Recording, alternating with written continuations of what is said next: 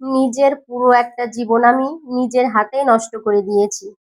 না বাঁচার মতো বেঁচে থাকছি, না মৃত্যুর পর ভালো থাকবো সেই রকম কিছু করছি।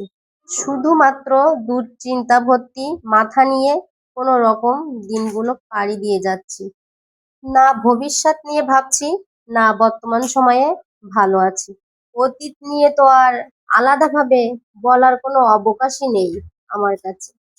আমি নিজেই জানি না কি করছি বা কি করা উচিত আমার। আমি তো এটাও জানি না কি হচ্ছে আমার সাথে, কিংবা আরো কত কি হওয়ার বাকি আছে সামনের দিকে। সাধারণত আমরা বলি যে তোমাকে ছাড়া বাঁচবো না, কিন্তু সত্যিকার অর্থে তাকে ছাড়াও বেঁচে থাকা যায়, শুধু জীবনের রংটাই হারিয়ে যায়। তাকে ছাড়া রংহীন হয়ে যায় সবকিছু। জীবন কিংবা সময় তো কারোর জন্য থেমে থাকে না।